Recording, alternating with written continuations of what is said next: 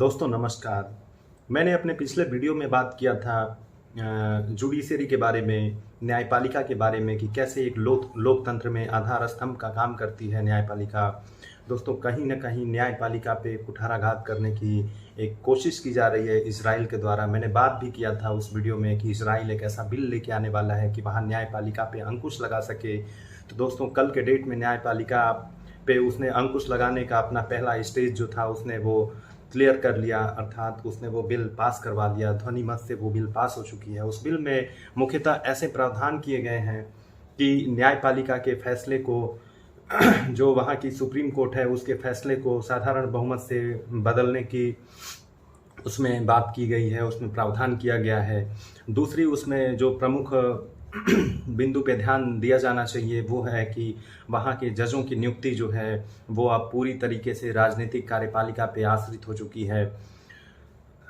दोस्तों प्राचीन समय से ही ऐसा कहा जाता रहा है कि न्यायपालिका जो है वो काफ़ी मजबूत स्थिति में होनी चाहिए। अगर किसी भी राज्य में न्याय की संकल्पना अगर सिद्ध करनी हो, सही सिद्ध करनी हो, तो न्यायपालिका को एकदम हस्तक्षेप से मुक्त होना चाहिए। अर्थात वहाँ किसी भी दबाव में न्यायपालिका को काम करने की इजाज़त नहीं दी जानी चाहिए। और यही जब हमारा देश स्वतंत्र हुआ था, ब्रिटिश गुलामी से स्वतंत्रता प्राप्त की, तो हमारे सामने भी ब्रिटेन के मॉडल अपनाने का विकल्प था, लेकिन हमने ब्रिटेन के मॉडल को ठुकराते हुए हमने न्यायपालिका के मामले में हमने अमेरिकी मॉडल को अपनाया। क्योंकि किसी भी लोकतंत्र में कहा जाता है कि आधार स्तंभ होती है वहाँ की न्यायपालिका। जब राजनीतिक कार्यपालिका निरंकुश होने लगती है, जब राजनीतिक कार्यपालिका लोगों के हितों को ध्यान देना बंद कर देती है, वैसे में लोग न्यायपालिका की शरण में जाते हैं। वैसे में न्यायपालिका ही एकमात्र विकल्प के रूप में बचती है जो लोगों के मौलिक अधिकारों को सुरक्षा प्रदान करती है। तो दोस्तों बात यहाँ पे सोचने वाली है कि यह बात समझने वाली है कि अगर ये सुधार,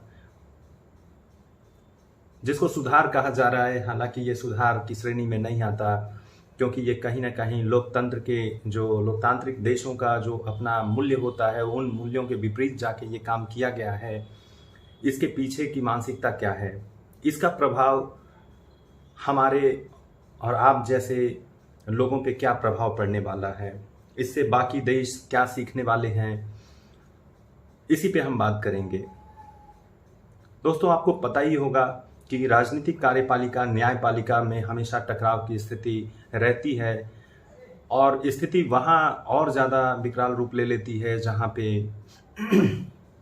राजनीतिक कार्यपालिका ही सर्वे सर्वा होती है। अर्थात राजनीतिक कार्यपालिका के पास ही वो तमाम अधिकार होते हैं। राजनीतिक कार्यपालिका में जब किसी पूर्ण बहुमत की सत्ता हो, ऐसी स्थिति में टकराहट की स्थिति की संभावना और ज़्यादा बढ़ जाती है।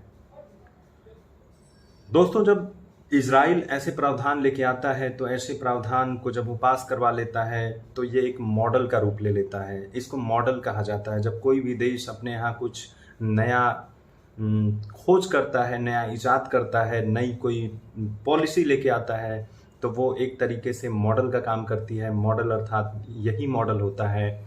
तो उसको क्या करते हैं दूसरे देश, जो ऐसी मानसिकता वाले देश हैं, ऐसी मानसिकता वाली जहां सरकारें हैं, उनमें इसका एक सकारात्मक असर होता है। दोस्तों जब न्यायपालिका पे अंकुश लगाने की कोशिश की जाती है वहीं पे डेमोक्रेसी का वैल्यू ख़त्म हो जाता है। डेमोक्रेसी का जो एक अपना मूल्य है वो ख़त्म हो जाता है, क्योंकि डेमोक्रेसी स्वतंत्र न्यायपालिका की बात करती है। डेमोक्रेसी मौलिक अधिकारों के संरक्षण की बात करती है और मौलिक अधिकारों का संरक्षण जो है वो न्यायपालिका के द्वारा सुनिश्चित होता है। ऐसे में न्यायपालिका को स्वतंत्र रहना काफ़ी जरूरी होता है, काफ़ी महत्वपूर्ण होता है। तो दोस्तों ऐसे किसी भी बिल को वहाँ की जनता द्वारा समर्थन नहीं किया जाना चाहिए, क्योंकि ये अल्टीमेटली वहाँ के देश के लिए बहुत नुकसानदायक होता है। इससे वहाँ की राजनीतिक जो कार्यपालिका होती है अपने विपक्ष को नियंत्रण में लेने की पूरी कोशिश करती है, उनको प्रभावित करने की पूरी कोशिश करती है। वहाँ जो जितने भी डेमोक्रेटिक इंस्टीट्यूशन हैं उनको नियंत्रण में लेने की काफ़ी कोशिश की जाती है। आप देखेंगे कि इजराइल जैसे देशों में यही हो रहा है, पिछले कुछ समय से यही हो रहा है। पहले न्यायपालिका को अपने कटघरे में लिया गया, फिर उसके बाद वहाँ धीरे धीरे जितने भी स्वतंत्र संगठन थे, जितने भी स्वतंत्र संस्थान थे, उन संस्थानों की स्वतंत्रता को बाधित की गई। दोस्तों, मकसद स्पष्ट है। धीरे धीरे तानाशाही की तरफ बढ़ना, धीरे धीरे अपने विचारों को औरों के ऊपर थोपना, दूसरों की आवाजों को दबाना,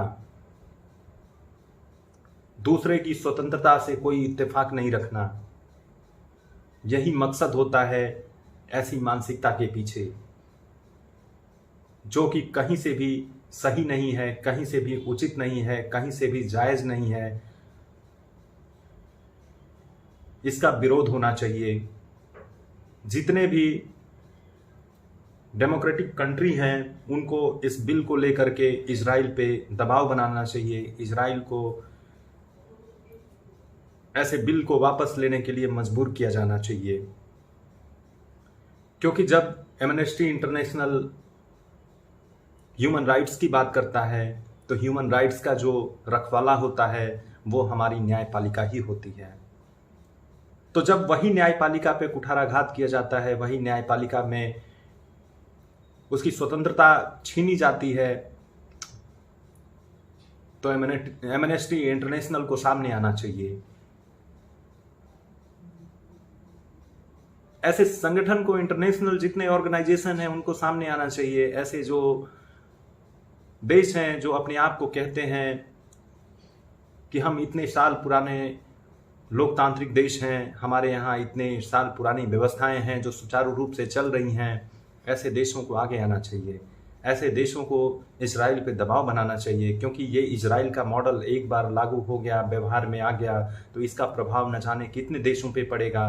तो एक तरीके से तानाशाही वाली सरकारें अस्तित्व में आएंगी और वहाँ के लोगों की व्यवस्थाओं को छिन्न भिन्न कर देंगी, वहाँ के लोगों की व्यवस्थाओं को अस्त व्यस्त कर देंगी और वहाँ के लोग पलायन करने पे मजबूर होंगे, वहाँ के लोग प्रवास करने पे मजबूर होंगे। इसलिए ऐसे बिलों का भरपूर विरोध करना चाहिए, जोरदार विरोध करना चाहिए, सशक्त रूप में विरोध करना चाहिए।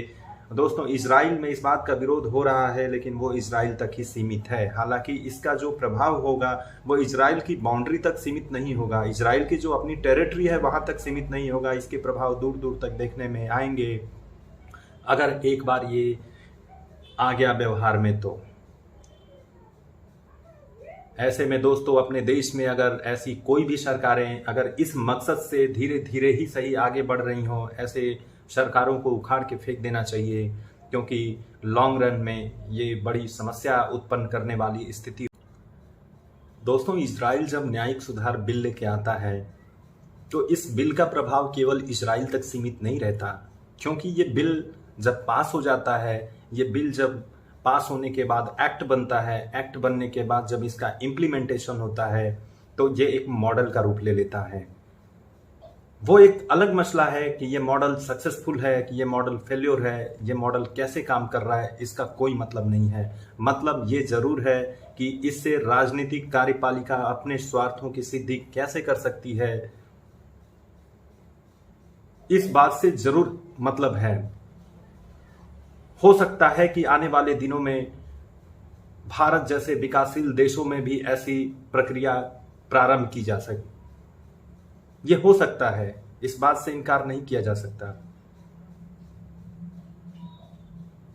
इजराइल एक काफी शिक्षित देश है, इजराइल एक काफी उन्नत देश है, वो तकनीक में भी उन्नत है, वो रहन सहन में भी काफी हमसे उन्नत है। लेकिन इजराइल में जब ऐसे कानून आते हैं तो ऐसे कानून की घोर निंदा की जानी चाहिए, और वहाँ के लोग भी घोर निंदा कर रहे हैं। वहाँ के लोग इस बात को लेकर के, इस बिल के विरोध में सड़कों पे उतरे हुए हैं। उनका कहना है कि इससे न्यायिक प्रक्रिया बाधित होगी। दोस्तों, अंत में यही बताना चाहता हूँ कि ये न्यायिक बिल जो सुधार के नाम पे लाया गया है, ये अपने आप में काफ़ी त्रुटिहीन है, न्यायपालिका को बाधित करने वाला है, लोगों की स्वतंत्रता को छीनने वाला है, विपक्ष की आवाज को दबाने वाला है, लोकतंत्र के मूल्यों को चोट पहुंचाने वाला है। इसलिए इस बिल का विरोध किया जाना चाहिए, इसलिए इजराइल का विरोध किया जाना चाहिए। दोस्तों, आपको पता होगा कोई भी देश हर मामले में सही नहीं होता। हर देश की अपनी कुछ ना कुछ कमियां होती हैं, हर देश की अपनी कुछ ना कुछ सीमाएं होती हैं। जब इजराइल के इतिहास में आप जाएंगे तो आप देखेंगे कि इजराइल ने काफ़ी संघर्ष किया है, वहाँ की राजनीति ने काफ़ी संघर्ष किया है अपने आप को स्थापित करने के लिए। आज वो स्थापित जबकि हो चुकी है, ऐसे में वो चाहती है कि वहाँ सब कुछ उसके इशारे पे चले, सब कुछ उसके नियंत्रण में हो। तो मुझे लगता है कि ये संभव नहीं है, मुझे लगता है कि ये उचित भी नहीं है। इसलिए इस बिल का विरोध निश्चित ही किया जाना। नमस्कार।